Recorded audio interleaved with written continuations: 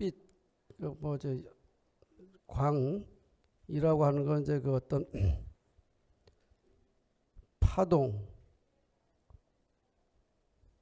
파동인데 이제 그 우리 전자기파 이 파라는 걸 이제 우리가 공부를 했죠. 전자기파인데 주파수가 어떤 주파수? 무지하게 높은 주파수의 전자기파야. 응?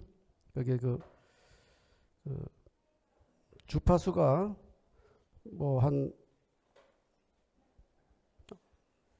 500에서 600 테라헤르츠 정도의 어떤 이제 그 주파수를 갖는 그런 전자기파고, 그걸 이제 우리가 이제 그 파장으로 바꾸면은 파장은 이제 그 전자기파의 속도, 빛의 속도 나누기 주파수잖아요. 그래서 파장으로 따지면 그 우리가 이제 그 가시광선은 어떻게 된다고? 가시광선의 파장이 400에서 한 650, 400에서 650 그 나노미터의 그 어떤 파장을 그러니까 무지하게 짧은 파장이죠. 파장이 그러니까 마루하고 마루 사이의 거리, 뭐 이런 그 파동의 성질을 갖고 있다 이거야. 파동의 성질을 갖고 있으니까 그 거기서부터 나타나는 현상이 어떤 현상들이 있었어요. 파동이니까 하나가 뭐죠? 그 회절이라고 하는 현상이 나타나요. 회절, 디프렉션. 회절이라는 현상이, 그러니까 회절이 나타나니까 결국 그걸로부터 간섭도 나타나죠. 간섭. 그 인터피어런스. 이런 현상들이 이제 관측이 된다 이거예요. 그래서 이런 현상들을 잘 설명하려면 이 파동이라는 성질을 우리가 이제 꼭 그 이해를 해야 되고, 또 한편 빛은 또 뭐라 그랬습니까? 그러니까 이중성이 있다 그러잖아. 뭐죠? 입자적인 어떤 성질을 갖고 있다. 마치 일렉트론처럼. 그래서 포톤이라고 포톤. 그게 뭐 우리말로 이제 광자라고 부르죠. 광자. 그래서 입자성을 이게 이제 그 현대 물리학에서 이제 양자역학에서 나오는 얘기인데, 이 입자성을 가지고서 우리가 이제 그 이해할 수 있는 것들이 뭐 어떤 것들이 있죠. 그 빛의 발생, 광원을 우리가 이제 그 이해하고 그 설계할 수 있다 이거를 이런 그 양자역학적인 그 특성을 이해를 해야지. 그 다음에 그 빛의 흡수, 결국 뭐지? 빛을 흡수해가지고 광 센서죠. 빛을 흡수하면 그 흡수된 게 뭘로 나타납니까? 그게 이제 그 전류로 나타나게 되거든. 그래서 이제 그 어떤 광 센서적인 어떤 이제 그 성질을 가지게 된다 이거죠. 그래서 이런 것들을 잘 이해하려면 이제 양자역학에서 나타난 어떤 입자성을 이제 고려를 해야 된다. 뭐 이런 얘기를 했습니다. 그런 얘기들을. 그래서 이제 그래가지고 이제 이런 걸 가지고 우리가 이제 그 어떤 그 현대 우리 그 어떤 산업에서 우리가 이제 얻을 수 있는 뭐 기기들이 어떤 그 응용 분야들이 이제 그 광통신이라는 게 이제 그 대표적인 분야 중에 하나고, 옵티컬 커뮤니케이션, 그 다음에 이제 뭐 디스플레이 같은 것들도 이제 이런 빛의 입자성을 잘 이해를 해야지 그 디스플레이 기기들을 설계하고 우리가 이제 잘 만들 수 있거든요. 디스플레이 기기, 그 다음에 또 뭐 LED 조명, 그리고 또 뭐 어떤 게 있죠?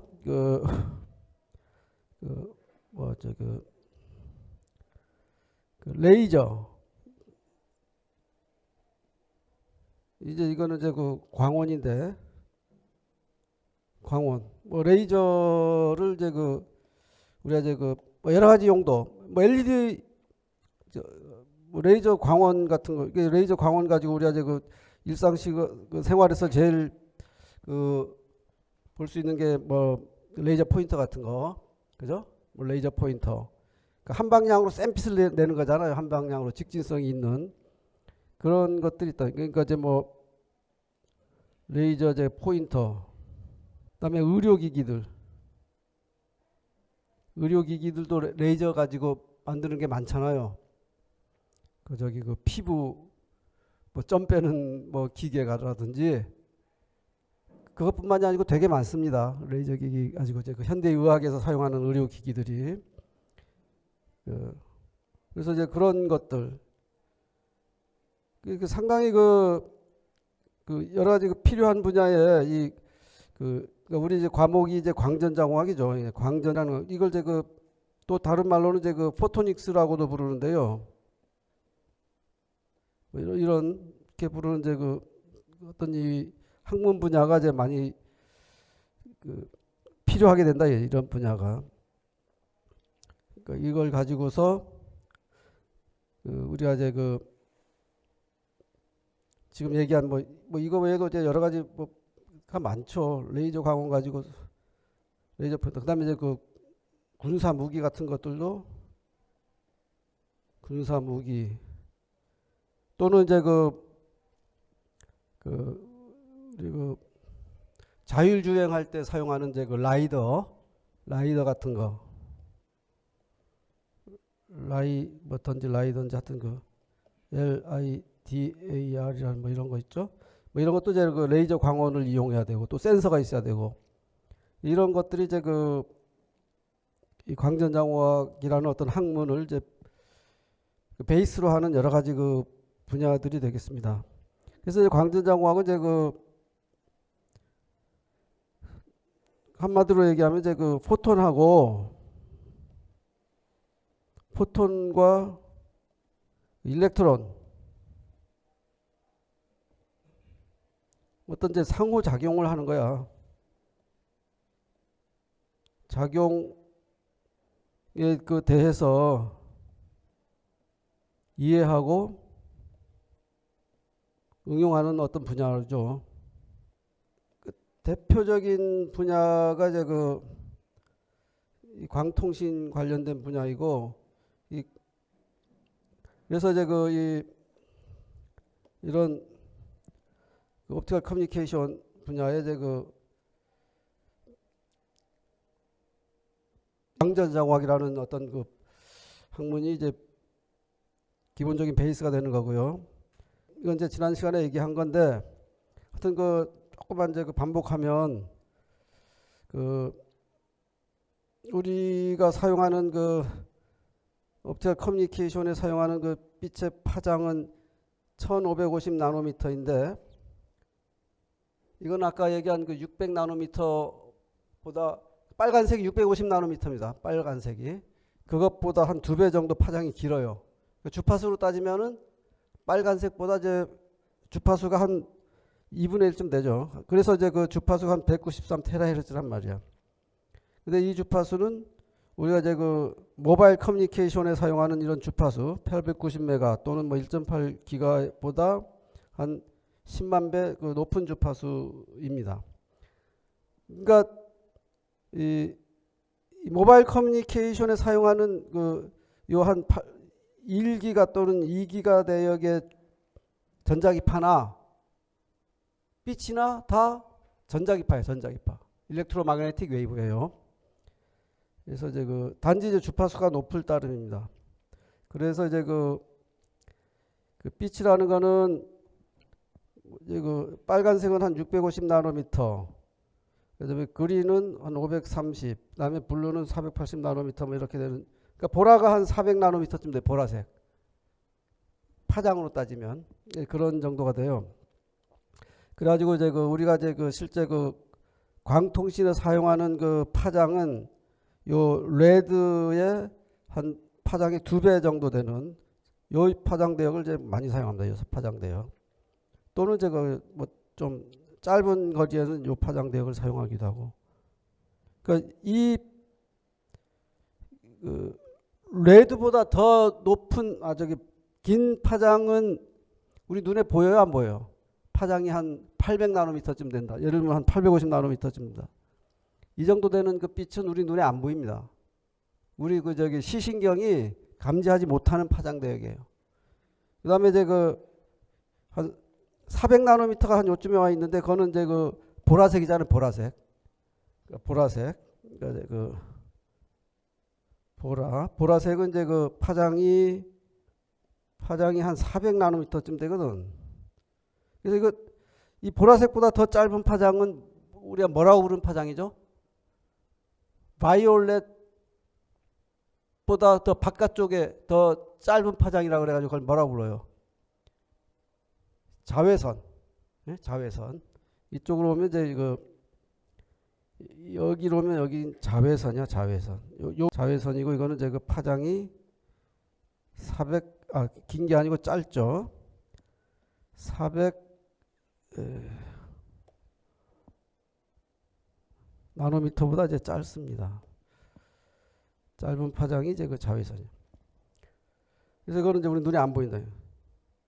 뭐 피부과 의사들이 자외선을 많이 쬐지 말라 그러잖아요. 피부 상한다고. 뭐 이제 그런 파장 대역이야. 눈에 안 보이는 대역이죠. 그래서 이제 어쨌든 이제 내가 얘기하고 싶은 거는 요 파장이든지 뭐 이 파장이든지 이 파장이든지 또는 자외선이든지 또는 우리 광통신에 사용한 이런 이 파장 대역들이 다 전자기파래요. 그 파장 대역의 빛들이 다 전자기파인데 단지 다른 건 뭐냐면 여기 보인 것처럼 주파수가 다르다. 주파수만 아주 높은 주파수이다 이거죠. 이런 주파수에 비해 가지고 그래서 아주 높은 주파수의 전자기파라는 거죠. 그리고 이제 광통신을 처음에 이제 하려고 했던 이유는 뭐라 그랬지? 왜 광통신을 처음에 이제 하려고 했느냐? 주파수가 굉장히 높다 이거죠. 193테라헤르츠라. 그러니까 우리가 모바일 커뮤니케이션에 사용하는 주파수보다 10만 배 더 높은 주파수잖아요. 주파수가 높으면은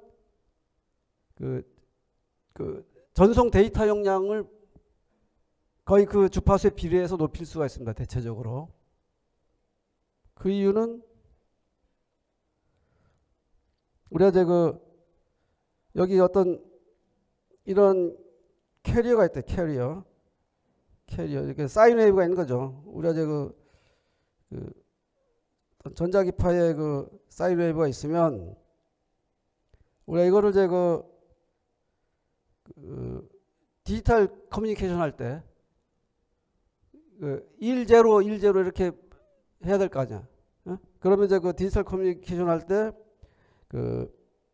제일 아주 극한으로 가가지고 할 수 있는 게 이제 이거 한 주기를 1로 하고 이것처럼 또 이 한 주기는 0으로 하고 뭐 이렇게 할 수 있을 거 아니에요. 그래서 이제 캐리어가 한 주기 있으면 1이고 캐리어가 없으면 0고 뭐 이런 식으로. 그래서 이렇게 해서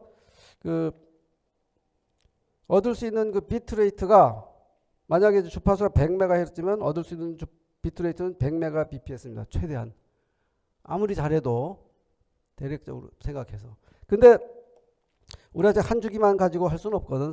보통은. 그렇습니다. 어쨌든 그거를 뭐 그렇게 할 수 있다고 가정하면은 결국 우리가 생각할 수 있는 게 뭐냐면 우리가 사용하는 주파수를 높이면 사용하는 전자기파의 주파수가 올라가면 데이터의 전송 용량은 올라간다 이거야. 그렇게 우리가 얘기할 수 있어요. 그리고 이제 이 5G 여러분들 알고 있는 5G를 얘기할 때 28GHz라고 하는 주파수를 사용하잖아요. 28GHz 사용하죠. 아까 그냥 그 모바일 커뮤니케이션은 아까 뭐 한 1기가보다 좀 낮은 주파수 또는 한 2기가 정도 되는 주파수를 사용하는데 우리가 알고 있는 5G는 3.5기가 뭐 이거는 아주 높은 주파수는 아니지만 하여튼 이쪽 사용을 하고 그다음에 28기가도 사용하려고 하지. 그래서 28기가헤르츠가 되면 우리가 사용할 수 있는 데이터 전송 용량이 확 늘어나게 돼요. 예? 그러니까 이제 28기가 이거 어떻게 되냐면 주파수 대역을 하나의 이 주파수 축으로 보면은 여기 제로부터 여기 한 1, 2 해가지고 3. 그다음에 여기 이제 쫙 올라가 가지고 여기 이제 28기가헤르츠가 있다며. 그러면 이 주파수 대역은 이제 우리 위성 통신에 사용하지도 않고 위성 통신 주파수는 얼마 통신? 한 10기가헤르츠쯤 됩니다. 10기가헤르츠. 그러니까 위성 통신은 근데 28기가헤르츠는 우리가 그런 데 사용되지 않는 주파수니까 여기에 한 대역폭을 요만큼 해서 이게 예를 들면 1기가헤르츠의 대역을 사용한다 그러면 전송 용량이 많이 늘어나게 되거든. 엄청나게 늘어나. 우리가 요 1기가나 2기가 근처에서 각 이 사업자한테 할당하는 게 이게 뭐 100에서 한 200메가헤르츠 주파수 대역밖에 할당을 안 하거든. SK라든지 뭐 KT 뭐 이런 LG텔레콤 이런데. 근데 이제 28기가로 가면 이제 사용하는 게 거의 없기 때문에 굉장히 용량이 늘어날 수 있죠. 그래서 이제 지금 얘기하고자 하는 거는 캐리어 프리퀀시가 높아지면 데이터 트랜스미션 캐패시티 전송 용량이 아주 높아질 수 있다. 그래서 이제 옵티컬 커뮤니케이션을 고려를 했었죠. 그래서 이제 그렇게 이제 그런 게 시작이 되게 됐습니다.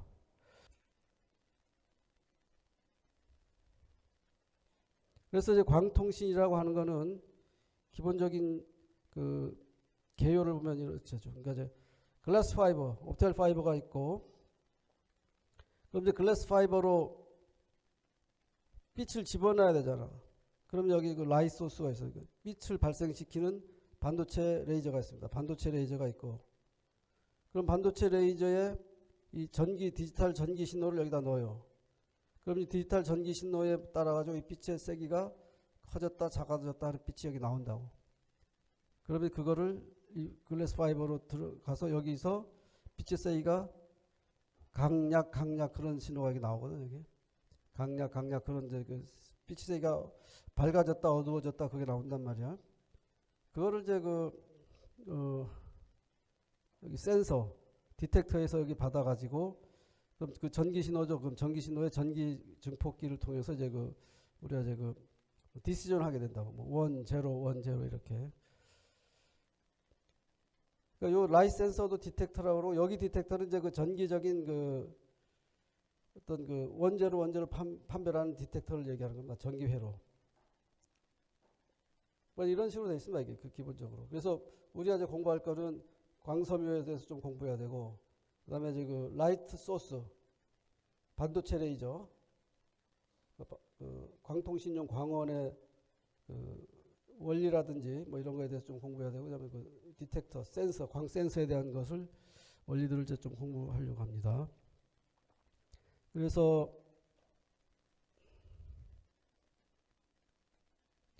옵티컬 커뮤니케이션 시스템의 장점, 이제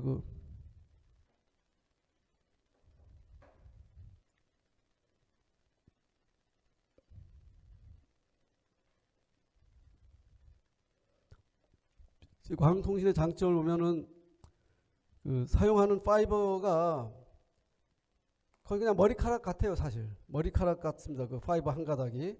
그래서 굉장히 부피가 작고, 그 다음에 이제 가볍다. 카파 구리선에 비해서 이제 그 광섬유가 나오기 전에 그 유선 통신을 하려면 이제 카파 케이블을 써야 됐습니다. 구리선을 써야 됐었죠. 그다음에 이제 그 머티리얼 코스트, 그 재료비가 많이 안 든다. 그 모래에서 만든다고 얘기하죠. 모래에서. 그 머티리얼 코스트가 이제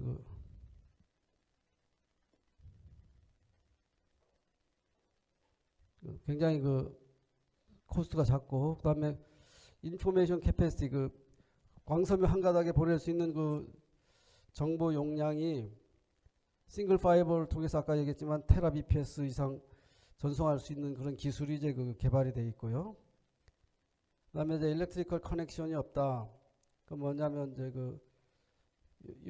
이게 한 몇십 킬로미터를 이제 광섬유를 통해서 보내거든요. 이렇게. 그럼 이거는 이제 그 B 신호가 지나가는 겁니다. 광신호가. 광신호가 지나가는 거고, 이게 전달되는 과정에서 여기 그 포톤이 이 안에 갇혀서 간다 그랬잖아요. 전반사에서 이제 갇혀서 가거든. 그러니까 신호가 이렇게 밖으로 저기 나오질 않아요. 이 안에 완전히 갇혀 있지.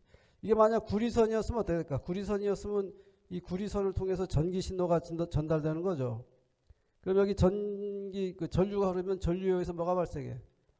자기장이 발생하지. 일렉트로매그네틱 웨이브가 여기서 만들어져 가지고 이렇게 공간으로 막 퍼져나가거든. 그러면 이제 뭐 인터피어런스도 발생하고 이제 그런 일이 발생하게 됩니다. 그래서 그 일렉트리컬 커넥션이 이 신호의 전달 과정에서 없기 때문에 그 EMI, 일렉트로매그네틱 인터피어런스 이런 현상이 발생하지 않는다. 그다음에 광섬유의 전송 손실이 굉장히 작기 때문에 그 중계기 사이의 거리가 수십 킬로미터 정도면 된다. 그러니까 수십 킬로미터니까 수십 킬로미터면은 이거 뭐 우리가 뭐 생각해보면 이제 우리 그 월계동에서 뭐 예를 들면 이제 분당까지 그 광섬유를 통해서 신호를 전달할 수 있는 거야. 중간에 뭐 아무런 그 증폭이라든지 중계기가 없이. 그러니까 굉장히 그 시스템이 간단해지죠. 시스템이 굉장히 간단해집니다. 옛날에 이제 구리선인 경우는, 구리선을 쓰는 경우는 중간에 그 신호가 약해지면 다시 키워주고 약해지면 다시 키워주고 하면서 가는 그 리피터를 뭐 한 1km 이내마다 한 번씩 그 넣었어야 됐습니다. 그러니까 그거에 비하면은 굉장히 그 시스템이 간단하죠. 그리고 이제 오픈 엔디드 캐패시티, 이건 뭐냐면 광섬유 한 가닥을 통해서 보낼 수 있는 그 잠재적인 그 정보 용량이 엄청나다 이거죠. 인노멀스하다. 뭐냐면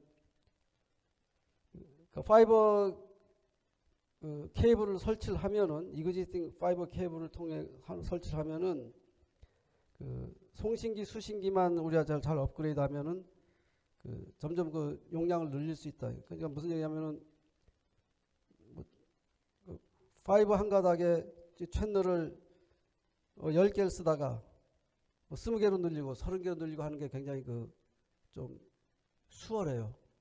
그쵸? 송신단하고 수신단에서 좀 시스템 업그레이드만 하면 되니까. 그래서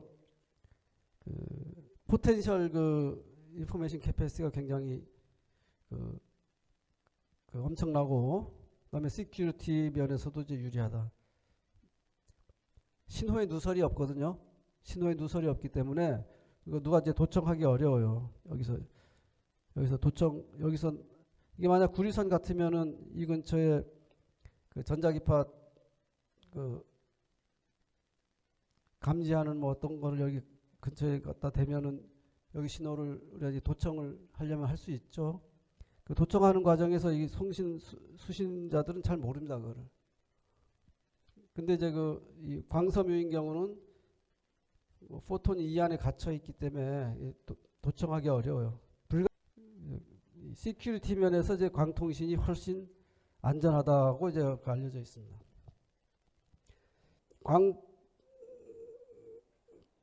광통신을 이제 그렇게 좀 어떻게 해보려고 뭐 생각을 했고 그렇습니다. 그래가지고 이제 지금 이 챕터 2 옵티컬 파이버라고 하는 거는 이게 어디 있는 내용이냐면은 여기에서 이 강의 내가 올려놓은 것 중에서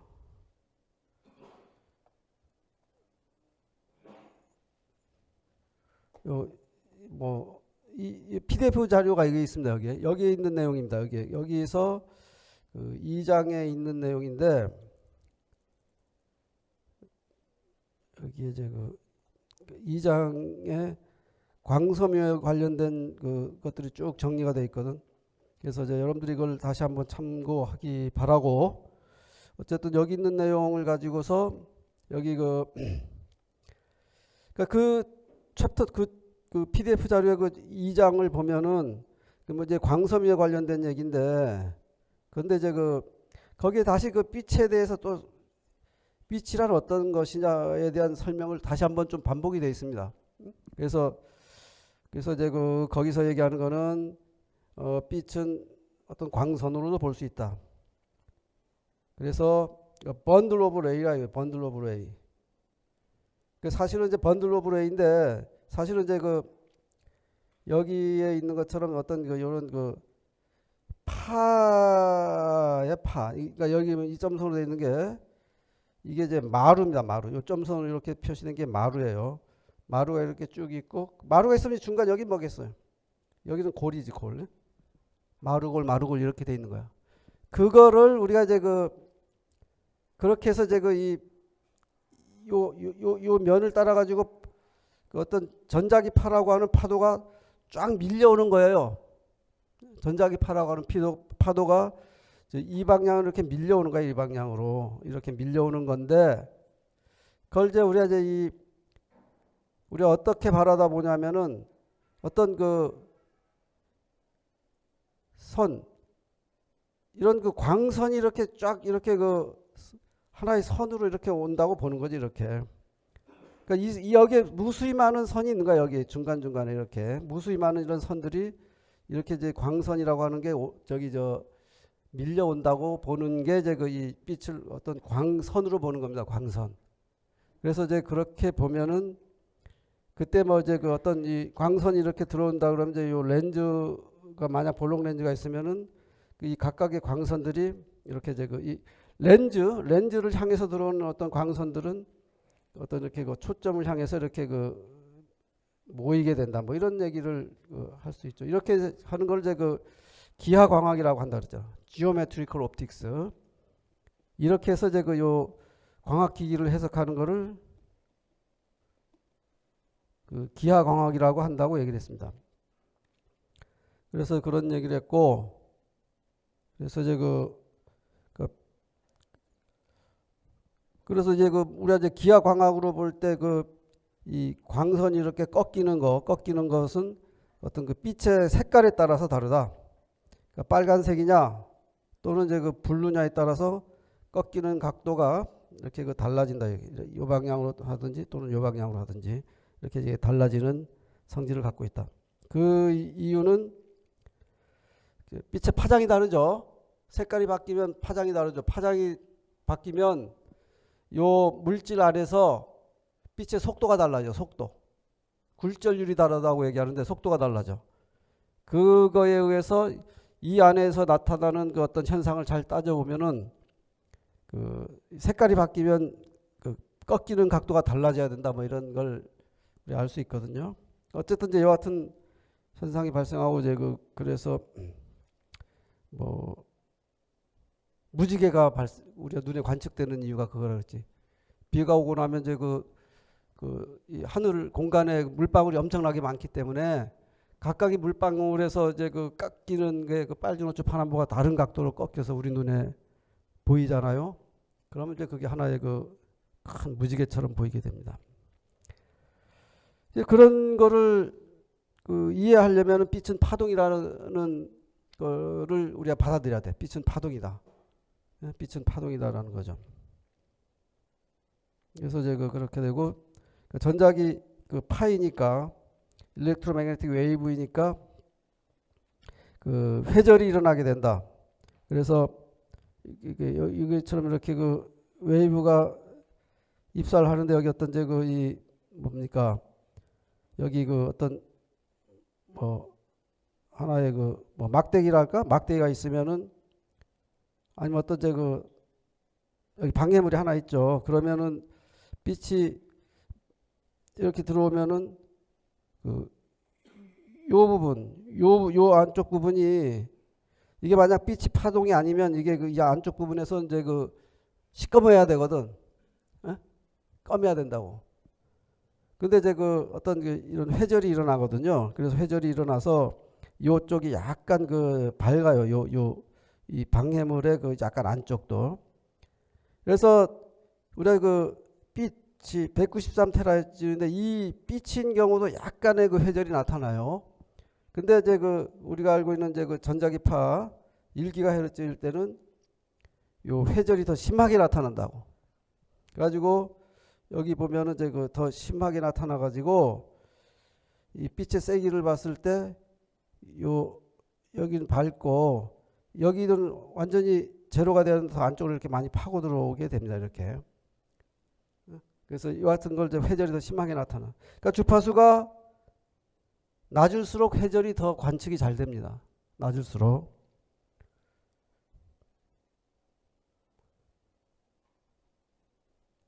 그러니까 저녁 노을이 어떻다고요? 저녁 노을은 빨갛다 이거. 근데 저녁 노을이 빨간 이유는 뭐라 그랬어요? 빨간 이유는 빨간색은 주파수가 그 빨주노초 파남보 중에 빨간색의 주파수가 제일 높아요, 낮아요? 주파수가 파장으로 해요, 파장. 그러니까 이제 파장이 길면 회전이 잘 되거든. 파장이 길다는 거는 그 주파수가 높다는 얘기야. 높으면 이제 그 회전이 커져요. 그럼 이제 그 아까 그 빨간색은 파장이 얼마야? 650 나노미터. 그 다음에 보라색은 그 바이올렛 보라색은 파장이 얼마? 400 나노미터. 그래서 그 빨간색이 파장이 길죠. 그러니까 뭐가 디프렉션이 그 더 잘 일어나요? 레드가 그 빨간색이 그 회절이 제일 심하게 일어납니다. 회절이 이제 그 크다 이거죠. 그러니까 노을은 어떻게 되지? 노을은 이제 빨갛죠.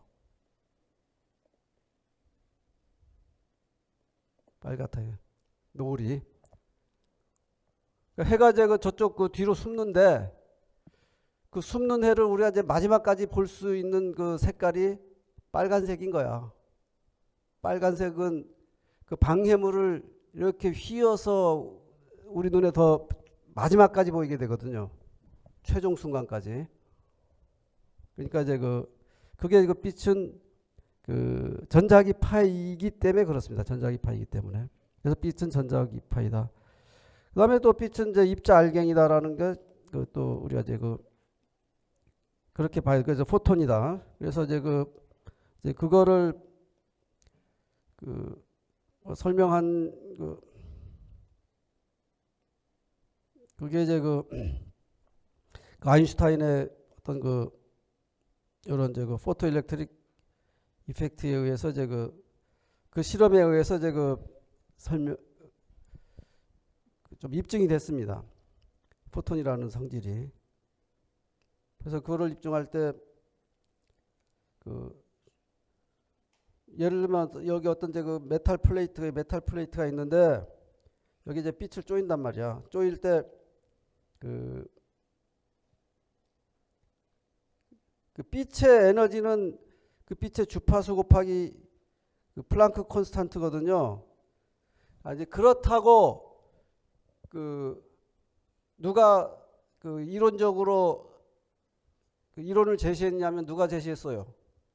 플랑크라고 하는 물리학자가 그렇게 제시를 했습니다. 어떤 이제 그 블랙바디 레디에이션이라고 하는 현상을 설명하기 위해서 그 하다 보니까 물리적인 어떤 이론을 따지다 보니까 그 빛을 이제 그 주파수에다가 그 사람이 어떤 이제 그 찾아낸 어떤 플랑크 콘스탄트라고 하는 이런 이제 그 그걸 곱한 그 알갱이들의 어떤 그 이 모임이다.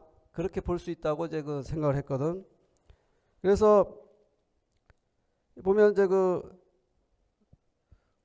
색깔이 어떤 색깔의 빨간색하고 보라색 중에 어느 게 그 에너지가 높아요. 포톤의 에너지가.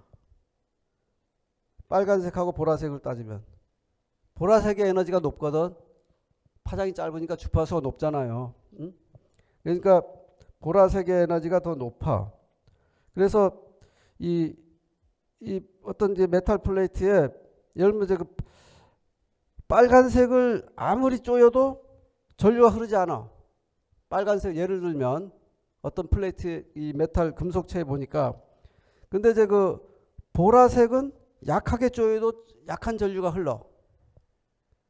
보라색은 그런 걸 관측을 했단 말이에요. 그러니까 그게 의미하는 게 뭐냐면 그 요 메탈에 있는 그 일렉트론이죠. 메탈 안에는 일렉트론이 항상 있잖아. 금속체 안에. 그 메탈이 예를 들면 빨간색 포톤이 들어오면은 반응을 안 해요. 왜냐면 에너지가 작으니까, 포톤의 에너지가 작으니까. 근데 이제 보라색 포톤이 들어오면은 반응을 해. 충분한 에너지를 얻어가지고 그 안에 있는 전자가 튀어나올 수 있다 이런 얘기죠. 그런 거를 실험적으로 확인을 했습니다. 그래서 어떤 그 포톤의 에너지가 이 메탈의 그 워크 펑션이라고 하는데 이 어떤 그 이것보다 어떤 큰 에너지를 갖는 그 포톤만이 여기에서 어떤 이제 전류를 만들어낸다는 걸 알았어요. 여기 전류계를 가지고 이제 측정을 하는데 그렇게 하니까 결국 이게 뭐냐면 그 빛은 알갱이고 포톤이고 그 포톤 하나하고 전자 하나가 반응을 하는 거야. 원 포톤 원 일렉트론. 원 포톤 원 일렉트론. 그래서 이제 이 에너지가 약한 포톤의 에너지죠. 포톤의 에너지가 그러니까 하나하나 알갱이 에너지가 작은 빛은 아무리 이 메탈에 쪼여도 전자를 끄집어내지 못한다는 걸 실험적으로 확인을 했거든요. 그러니까 포톤은 어떤 게 입자 알갱이다라고 이제 봐야 된다는 걸 이제 알게 됐습니다. 그래가지고 그 빛이 알갱이라는 그런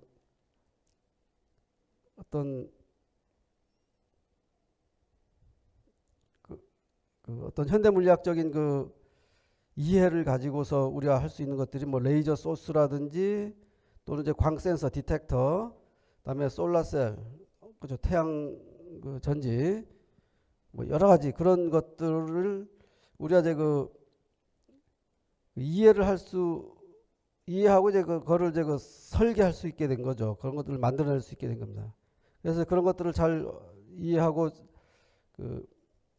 만들어내려면 이제 이 빛이 꼭 포톤이라고 하는 성질을 가지고 있다라고 이제 이해를 해야 됩니다. 그래서 이제 그런 얘기를 했습니다. 그래가지고 그래서 이제 좀 리뷰를 좀 길게 했는데 그래서 이걸 좀 다시 반복하면 이제 빛은 전자기파 일렉트로매그네틱 웨이브인데 여기 보면은 어디 있냐면 여기 비저블 라이트가 파장으로 봤을 때 이제 한 10의 마이너스 6승 근처에 파장입니다. 파장이 10의 마이너스 6승이면 얼마야? 이제 그 파장이 이제 그 10의 마이너스 6승 미터인데, 미터는 이제 이게 1 마이크로미터거든요. 이걸 이제 보면 1000 나노미터입니다. 나노미터. 그러니까 여기 10의 마이너스 6승이라고 하는 요게 이제 1000 나노미터야. 그래서 여기서 요 위로 올라가면 이제 파장이 더 짧아지는 거죠. 마이너스 13승 뭐 마이너스 10승 이러니까. 그래서 이 가시광선이라고 하는 것이 이 1000 나노미터보다 조금 이제 짧은 파장이라고 하는 걸 여기 이제 나타내고 있습니다. 여기 보면은. 아까 400 나노미터, 500 나노미터, 600 나노미터 뭐 이렇게 된다 그랬죠. 그래서 그 비저블 라이트이 그 주파수, 그 파장 대역이고, 그걸 이제 주파수로 따지면은 여기 이제 10의 15승이면 뭐 10의 15승 헤르츠는 뭐죠? 이거는 1000 테라헤르츠거든요. 그러니까 여기 10의 12승 요게 이제 1 테라헤르츠거든요. 1 테라헤르츠. 그래서 1000 테라헤르츠. 그러니까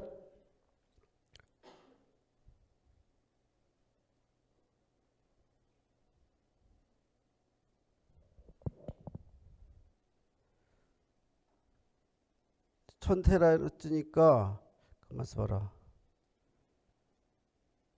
여기 좀 숫자가 약간 안 맞는 것 같아요. 1000 테라헤르츠 여기가 이제 비저블 라이트의 영역이니까 아마도 여기가 10의 15승 뭐 이렇게 돼야 됩니다. 여기. 그다음에 여기는 10의 한 14승이 돼야 돼. 그렇죠? 10. 그래야지 여기가 아까 주파수가 얼마쯤 된다 그랬어. 몇백 테라헤르츠라고 그랬잖아요. 예? 그러니까 이제 하여튼 이제 몇백 테라헤르츠. 그러니까 요 가시광선 대역은 이게 뭐 193 테라헤르츠. 193 테라헤르츠고 빨간색은 한 400 테라헤르츠쯤 된단 말이에요. 400 테라헤르츠. 빨간색이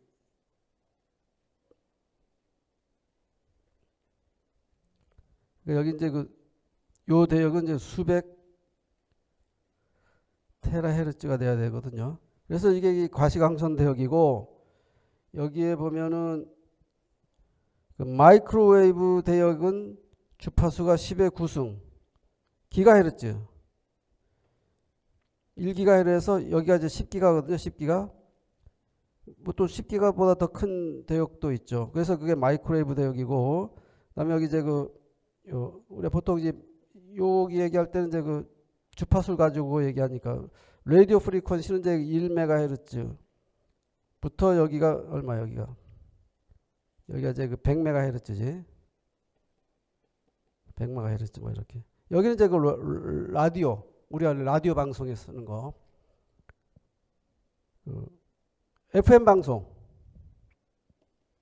FM 방송에 예를 들면은 이제 KBS는 주파수가 얼마예요? KBS FM 방송은 뭐 주파수 대역이 몇 개 있지만은 이게 아마 이제 97.3 메가헤르츠 뭐 이렇게 돼요.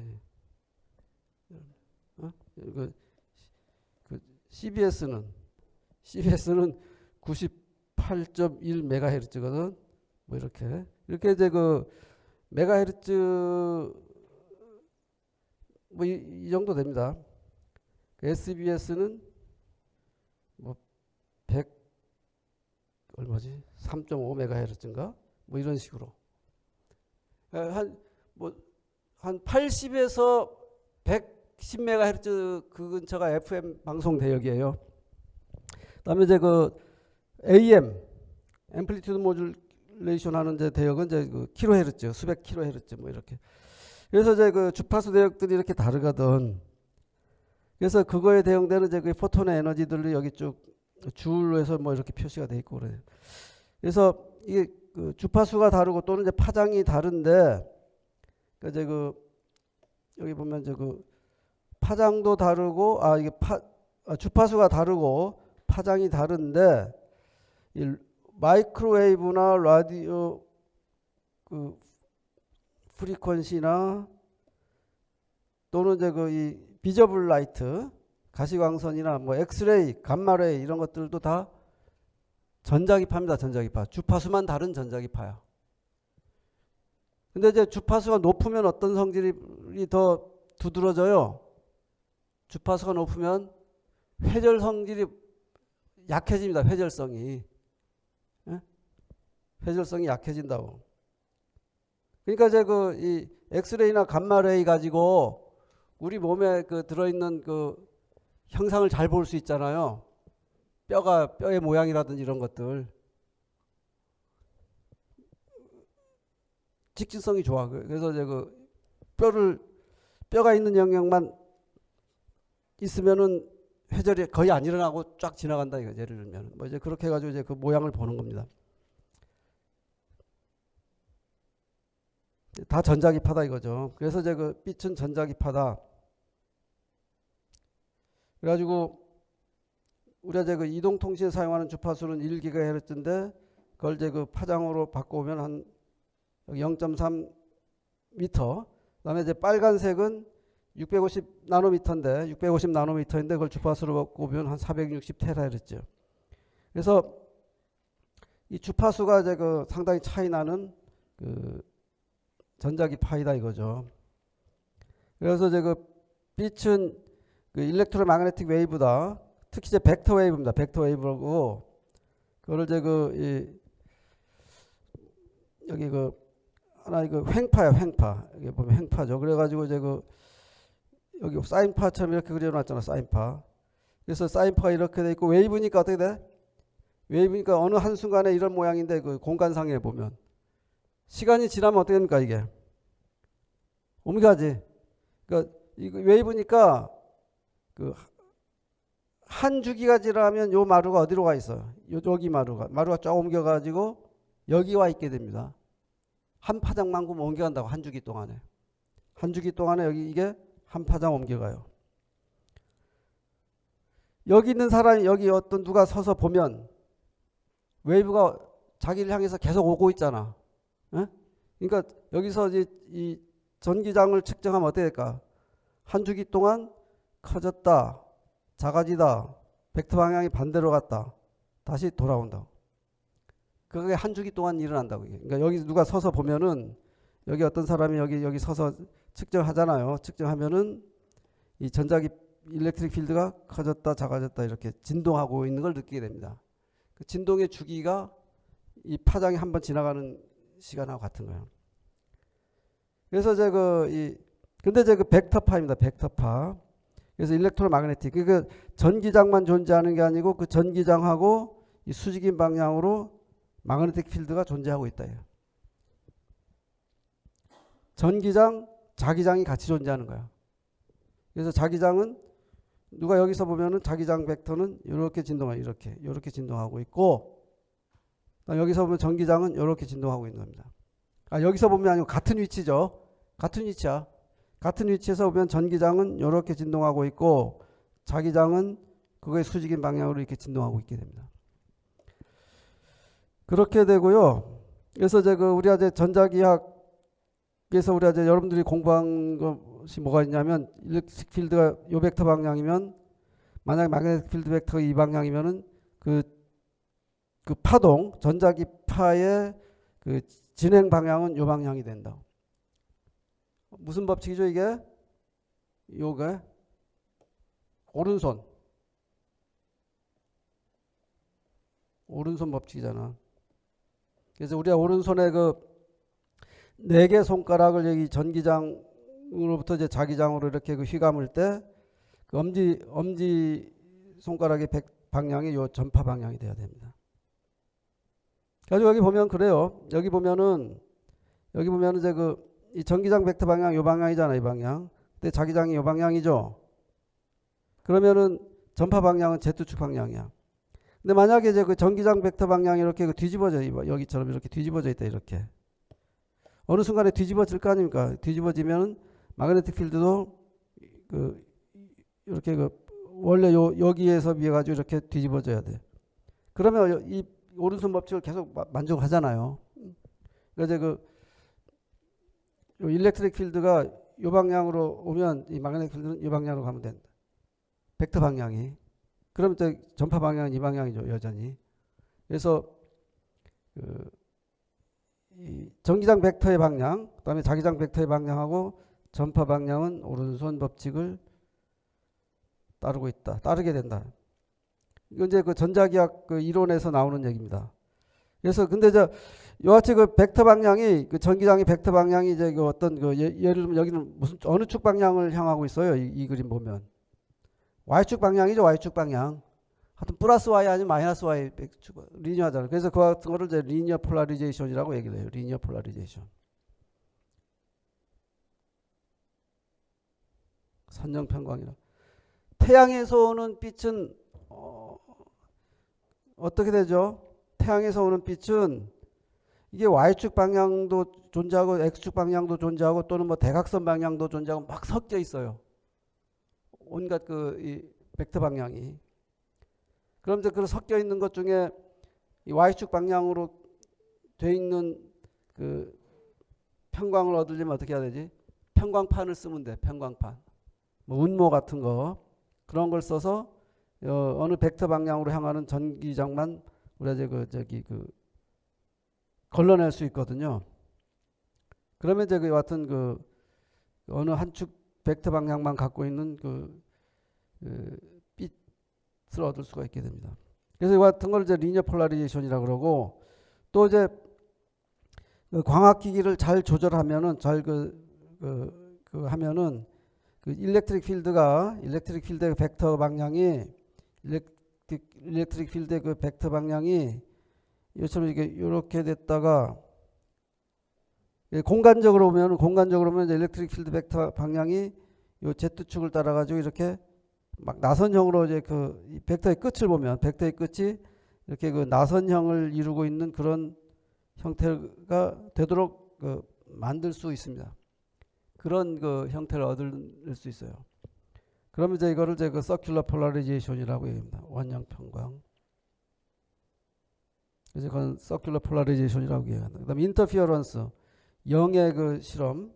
영의 실험은 뭐 간단하게 얘기하면은 여기 어떤 프리즘 있죠. 프리즘이 있고 여기 그 슬릿이 있습니다. 슬릿을 통해서 저희 슬릿이 만들어진 거는 요 그림을 이 그림을 좀 더 리얼하게 그리면 이제 그 프리즘이 이렇게 좀 삐뚤어져 있어야 되고 이와 같이 이제 그 프리즘에서 빨간색하고 파란색이 이렇게 꺾이는 각도가 다르잖아요. 그럼 이제 이 슬릿의 위치가 파란색에 맞춰져 있으면 파란색만 이렇게 나오게 될 거 아니야. 그래서 이제 이와 같은 장치를 이용해서 그 모노크로매틱하다는 거는 단색광을 얘기하는 거야. 백색광은 빨주노초 파남보가 섞여 있는 거고 이 단색광은 빨주노초 파남보 중에서 예를 들면 파란색만 끄집어낸 겁니다. 뽑아낸 거야. 파란색만 끄집어내 가지고 그거를 다시 이제 이 슬릿을 통해서 이 파란색이 이렇게 쭉 이 슬릿을 통해서 회절해 가지고 이렇게 서큘러 구형파가 되죠. 구형파가 이렇게 돼 가지고 오면은 여기서 다시 슬릿 두 개가 있으면 이 슬릿 두 개에서 여기에서 또 회절해서 요 빨간색처럼 이렇게 회절해서 나가고 또 여기서 나오는 놈은 요 까만색처럼 회절해서 나갈 거 아니에요. 그렇게 해서 이제 뭐 요 슬릿의 중간에서는 이 두 슬릿의 중간에서는 여기서 오는 놈하고 여기서 오는 놈이 항상 이제 마루가 올 때는 마루가 오고 골이 올 때는 골이 오게 되죠. 그럼 진폭이 어떻게 될까? 여기서의 진동하는 진폭에 비해서 진폭이 2배가 될 거 아니야. 마루가 합치면 쭉 올라갈 것이고 골하고 골이 만나면은 쭉 내려가고 진동이 2배가 된다면 여기 진동이 크다는 얘기 뭐냐면 그건 이제 그 파동의 입장이고 그 입자의 입장에서 먼저 그 포톤이 많다는 얘기야. 진동이 크다는 얘기는 포톤의 개수가 많다는 거하고 이제 동일한 얘기입니다. 하여튼 그 진동이 커지면 이제 그 파동이 세지는 거야. 파동이 세지면은 전자기파가 세졌다는 얘기는 포톤의 개수가 많다. 밝다는 얘기입니다. 밝다. 그래서 이 중간은 밝아지고 또 어딘가에 가면 이제 한쪽에서 마루가 올 때 한쪽은 골이 오게 되죠. 한쪽에서 마루가 올 때 한쪽에 골이 오고 한쪽에서 마루가 올 때 골이 오니까 항상 어떻게 돼? 여기 이 까만 쪽에 서 있는 사람은 항상 어둡게 느껴지는 거야. 마루하고 골이 항상 만나니까 마루하고 골이 항상 만나서 이제 캔슬 돼 버리니까 어두워지게 됩니다. 그래서 이제 그같이 어떤 간섭 패턴이 얻어지게 되죠. 그래서 이 간섭 패턴을 가지고 뭘 알게 됐냐니까 빛은 파동이라고 하는 거를 증명을 하게 됐잖아요. 그래서 그게 이제 영의 실험이죠, 이게. 그래서 이제 빛은 파동이다, 이제 이런 거를 제가 알게 됐습니다. 그래서 파동이니까 이제 간섭 현상이 일어난다. 그래서 여기 보면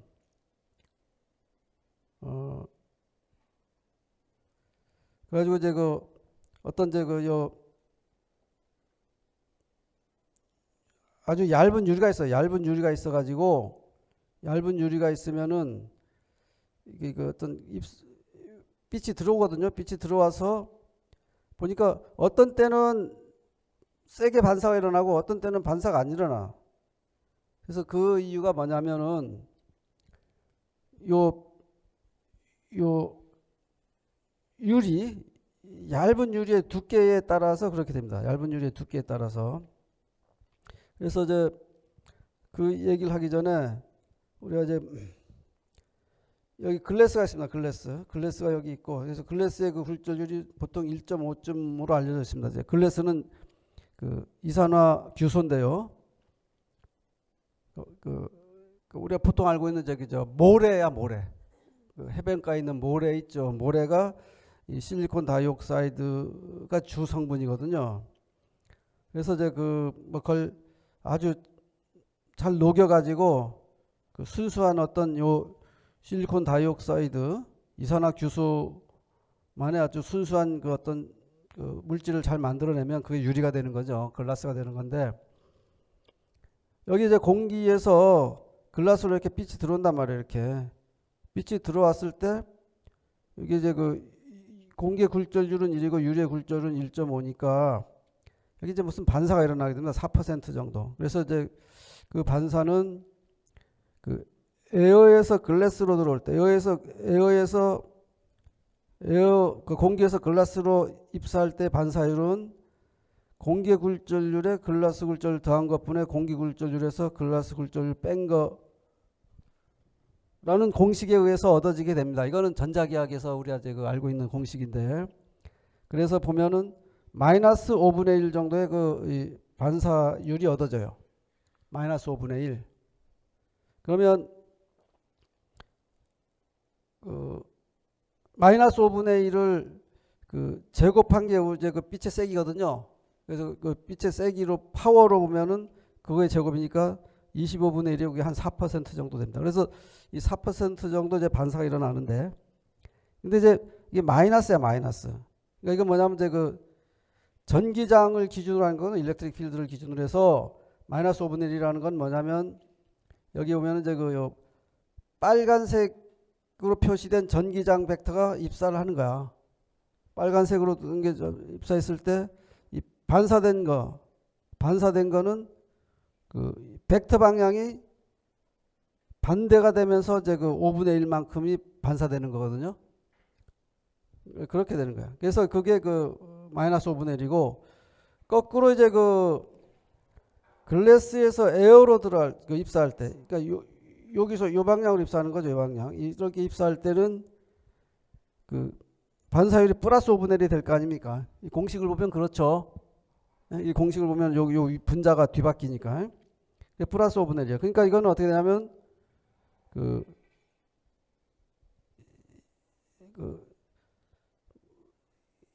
여기로 이제 요만한 일렉트릭 필드가 입사하면은 반사되는 놈은 요만큼 반사되는 거야. 그래서 뭐 그렇게 됩니다. 그런 현상이 일어나거든요. 그래서 이 방향에 따라 이제 반사율이 하나는 마이너스, 하나는 플러스 5분의 1이니까 이게 어떻게 되냐면 이 글래스의 두께가 D죠. D라고 하는 두께가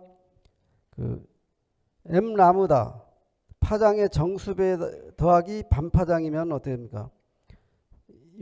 두께 두 배가 두께 두 배가 한 파장 더하기 반파장이면은 여기서 들어온 놈이 갔다가 다시 돌아왔을 때 하고 여기서 바로 반사하는 놈하고 하나는 마르고 하나는 골이 돼 버리죠. 여기가 이제 반파장만큼 차이가 나면, 그러니까 파장의 정수배의 반파장만큼 차이 나면 여기서 지금 웨이브가 들어왔단 말이야. 들어와서 여기서 반사해서 이렇게 다시 거꾸로 돌아왔어요. 그럼 이제 들어오는 순간에 또 여기서 또 오는 놈이 있을 거 아니야. 에? 갔다 돌아온 웨이브하고 여기서 지금 웨이브가 그냥 바로 반사하는 게 있겠죠. 그러니까 여기서 여기서 얼마만큼 반사돼? 마이너스 5분의 1만큼 반사되잖아. 그러니까 여기서 반사되는 거는 마루골이 어떻게 됩니까? 반사될 때 마루하고 골이 뒤집어져 버린다고. 마루는 골이 되고 골은 마루가 돼 버려. 마이너스니까 여기 이렇게 반사하는 순간에. 무슨 얘기인지 알겠죠? 그래서 그렇게 되고, 근데 이제 그냥 들어온 놈은 이제 마루가 그냥 마루 골 그 상태로 들어와서 이렇게 반사돼서 나온단 말이야. 여기서는 이제 반사되는 거하고 들어오는 거하고 똑같아요. 마루는 마루고 골은 골이야. 여기가 플러스니까 플러스잖아요. 그래서 이제 플러스 5분의 1이 이렇게 와. 그래서 여기서 마이너스 5분의 1이 그 마루골이 바뀐 상태로 반사하고, 여기서 온 놈은 마루골이 그대로 있고, 두 개 더 하면 어떻게 돼? 마루하고 골이 항상 만나게 되죠. 그래서 이제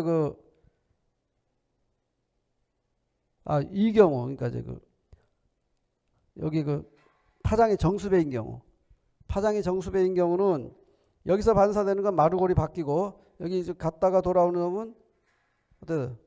마루골이 그대로 있잖아. 두 개 더하면은 제로가 됩니다. 반사가 안 일어나요. 그래서 하여튼 이 두께가 우리가 알고 이 빛의 파장의 정수배에다가 이제 반파장만큼 차이가 나느냐 아니냐에 따라 가지고 반사가 안 일어날 수 있고, 반사가 그냥 4%가 아니고 어떻게 돼? 여기서 이제 5분의 1, 그 다음에 여기서 돌아오는 게 또 플러스 5분의 1 해가지고 이제 5분의 2가 된단 말이야. 5분의 2. 5분의 2면은 몇 퍼센트가 됩니까? 5분의 2의 제곱이야. 그럼 25분의 4. 그죠? 그러니까 이제 16% 반사가 돼요. 여긴 반사가 안 일어나거나 또는 16% 반사가 일어나거나 이런 일이 발생하죠. 그래서 이제 이거를 잘 이해를 하려면은 빛이 어떤 파동, 간섭을 발생시키는 어떤 파동의 성질을 갖고 있다는 거를 알고 있으면 이제 요 같은 현상을 우리가 이해할 수 있습니다. 그래서 예를 들어서 이제 우리가 이제 막 물리에 어떤 기름막이 떠 있잖아요. 이렇게 기름막이 이렇게 있단 말이에요. 뭐 기름 같은 거 이렇게 떠 있을 때 보면은 총천연색으로 보이죠. 기름막을 보면은 막 색깔이 어떤 영역은 좀 빨갛고 어떤 영역은 뭐 이렇게 무지갯빛처럼 보이잖아요. 기름막을 이렇게 물 위에 떠 있는 거 보면은 그게 이제 기름막의 이 두께가 균일하지 않을 거 아니에요. 물 위에 이렇게 기름이 떠 있을 때 두께가 좀 군데군데 좀 다를 거 아니에요.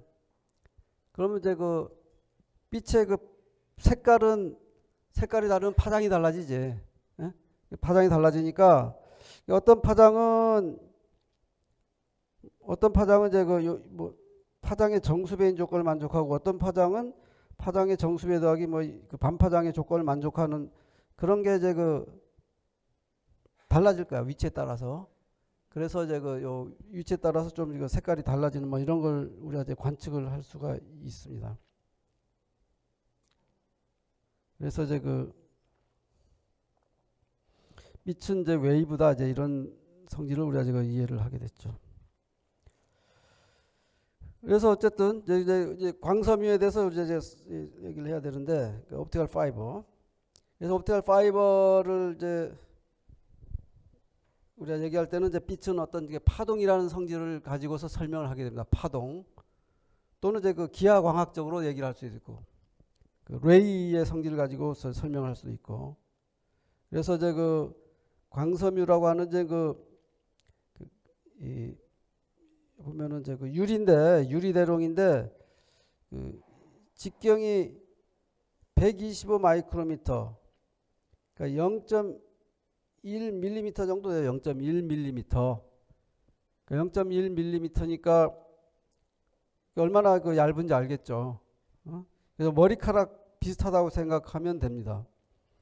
그리고 이제 이 안에 좀 성질이 다른 유리가 들어있어요. 여기 보면은 이제 여기 이제 여기 유리가 또 여기 유리가 들어있죠. 여기 유리. 그래서 이거를 이제 코아라고 부릅니다. 코아 글래스. 그래서 이거 여기도 이제 여기는 이제 요 바깥쪽에 있는 유리는 이제 클레딩이라고 그러고, 요 안쪽에 있는 유리도 이제 그건 이제 코아라고 부르고, 그것도 글라스야. 그래서 예를 들면 이제 클레딩은 그냥 이산화규소 석영이면은 요 코아에 해당하는 글라스는 이 실리콘 다이옥사이드 플러스 다른 어떤 이제 유리 물질의 성질을 갖는 어떤 그러니까 이것도 유리거든요. 저메늄 다이옥사이드 유리거든. 그래서 이런 것들이 약간 섞여 있어요. 그러면 코아의 굴절률이 이 클레딩의 굴절률보다 조금 크게 만들 수 있습니다. 좀 크게. 그렇게 잘 만들어진 게 이제 광섬유예요. 그래서 이제 이렇게 얇게 만들어 놓으면은 이 광섬유가 머리카락처럼 잘 휘어요. 머리카락처럼 잘 휩니다. 그래서 잘 휘고 무슨 여러분 이제 요런 마이크 같은 데다 이렇게 감잖아, 그 광섬유를. 그래도 잘 안 부러져요. 그 정도의 감아도 아주 그런 성질을 갖게 됩니다. 물론 이제 이런 이 옵티컬 파이버를 만드는 과정은 이렇게 되는 거니까, 어떤 유리대롱이 있으면 이쪽에 요 유리는 코아 유리에 해당하는 거고, 그 물질을 이제 요런 물질을 사용하고요.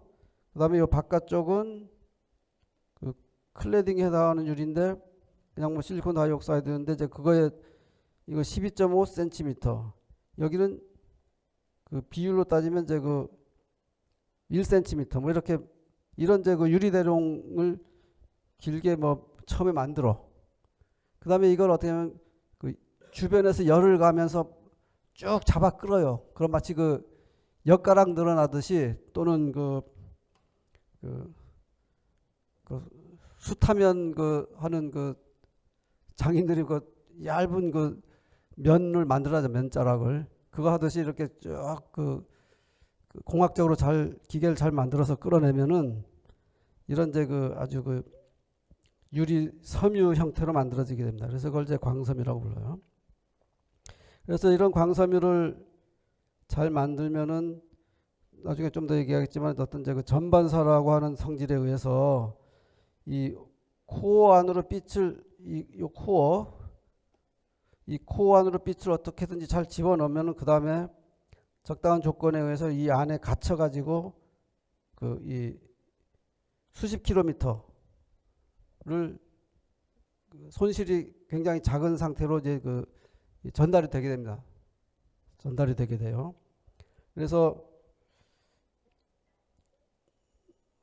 이 광통신을 이제 이 광섬유를 잘 개발함으로써 이제 시작을 하게 됐는데, 그게 이제 이 광통신에 사용하는 이제 이 파장 대역이 여기 이제 850 나노미터 대역이 있고, 그다음에 1310 나노미터 대역, 그다음에 1550 나노미터 대역이 우리 이제 광통신에 사용하는 파장 대역이거든요.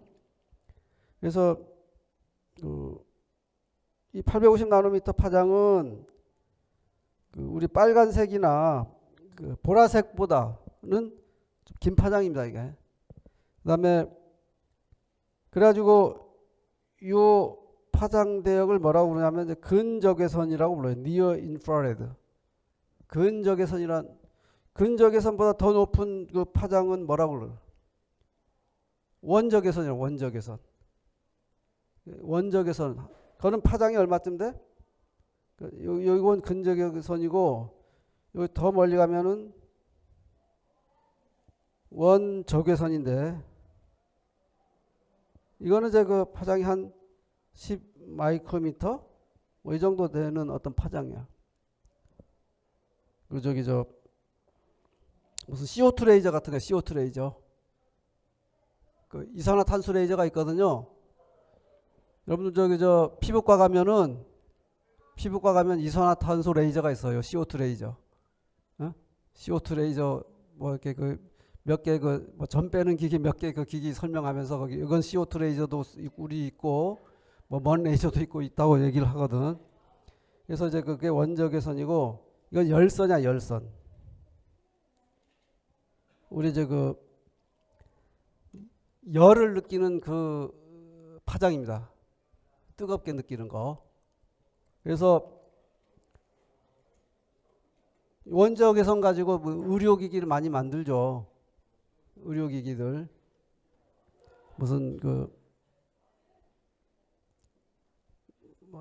어디지? 뭐 정형외과나 이런 데 가면 뭐 이렇게 하고서는 거기 막 조이라 그러잖아요. 한동안. 뭐 그런 겁니다. 이거는 이제 열선이야, 열선. 그래서 이제 그 우리가 이제 광통신에 사용하는 그 파장 대역을 근적외선이라고 부르고 그거는 이제 그 850 나노미터, 1310 나노미터, 1550 나노미터 이 파장 대역을 사용을 합니다. 그래서 이렇게 되는데 요 850 나노미터 파장 대역을 숏 웨이브 밴드라고 불러요. 이걸 이제 그 퍼스트 윈도우라고 부르는데 맨 처음 이제 초창기 이제 광통신이 시작될 때에 사용된 파장 대역입니다. 1970년대. 그래서 그 이 파장 대역은 여기 보면 설명이 쓰여 있는데 광섬유의 손실이 이 파장 대역에서 1970년도에는 작았어요. 그러니까 이제 그 여기 보면은 1970년대에 이 광섬유의 이 손실 커브가 파장에 따라 가지고 뭐 이런 커브 또는 이제 뭐 이렇게 이런 식의 어떤 그 옵티컬 파이버를 처음에 만들 수 있었거든요. 초창기에. 보니까 이 파장 대역이 이 850 나노미터 파장 대역이 그래도 광섬유 손실이 작아. 그래서 보면 여기 한 4데시벨 퍼 킬로미터거든. 4데시벨 퍼 킬로미터. 그래서 예를 들면 한 3데시벨 퍼 킬로미터면 얼마쯤 되는 거예요? 손실이. 3데시벨이라고 하는 손실은 파워 손실이 50%가 되는 그런 손실입니다. 그러니까 이제 우리가 지금 데시벨을 따질 때 로스 데시벨은 그 아웃풋 파워분의 인풋 파워의 상용 로그에 10을 곱한 만큼을 이제 로스라고 그러거든. 그죠? 손실이라고 그럽니다. 그러니까 그 인풋 파워에 비해서 아웃풋 파워가 2분의 1로 줄어들면 그러니까 2분의 1로 줄어들면은 그 데시벨로 본 로스는 3데시벨인 거예요. 로그 10의 2는 얼마야? 상용 로그의 2는 0.3입니다. 0.3. 응? 그러니까 요 P0분의 PI가 2분의 1일 때는 2죠. 그러니까 전달은 이제 PI분의 P0고 손실은 P5분의 PI야. 거꾸로. 그러니까 이게 전달되는 비율이 2분의 1이면 이 P0분의 PI는 2가 됩니다. 2. 그렇죠? 그러니까 이제 그 전달이 2분의 1이라는 건 뭐냐면 이거는 PI분의 P0가 2분의 1이란 얘기야. 그럼 이제 이 P0분의 PI는 2고 그래서 이제 그 반만 전달되면은 손실이 50%인데 그거는 데시벨로 따지면 3데시벨이에요. 3데시벨. 만약 전달이 10분의 1이면은 손실은 10데시벨이라고 얘기합니다. 10데시벨. 손실이. 그래서 여기 그 3데시벨이라고 하는 거는 보통 이제 킬로미터당 따지는데 광섬유 1km 전달하는데 3dB만큼 손실이 발생했다는 얘기야. 반만큼 없어져 버린 거야. 포톤이 이렇게 인풋으로 1000개가 들어오면 500개는 여기 지나가면서 없어져 버린 겁니다. 포톤이. 어떤 방식으로 흡수돼서 없어버려진 거야. 이 안에 이제 어떤 불순물들이 있거든. 이 광섬유 안에. 불순물은 뭐냐면 어떤 뭐 메탈이라든지 뭔지 하여튼 그 포톤을 자기가 흡수할 수 있는 뭔 물질이야. 불순물이 하나도 없으면 100% 나와야 되거든요, 이쪽으로. 손실이 하나도 없이. 근데 이제 광섬유 안에 무슨 어떤 뭐 아주 그 작은 그 소량의 어떤 불순물들이 들어있으면 그것들이 그 지나가는 포톤을 흡수해서 없애버린다고. 그래서 이제 어쨌든 3dB이라고 하는 거는 1km 갔을 때 반은 1000개가 들어가면 500개가 없어지는 정도의 그 손실이거든요. 그래서 하여튼 초창기에는 뭐 한 3에서 4dB 정도 되는 광섬유를 만들어냈어요. 요 파장대역에서. 그래서 이제 그때 그런 옵티컬 파이버가 만들어지니까 그 당시에는 기술이 그 정도밖에 안 돼서 뭐 광통신 광섬유를 이용한 이제 유선 통신을 하려고 보니까 여기에 맞는 뭐 광원 소스라든지 디텍터들을 이제 개발하려고 이제 했습니다.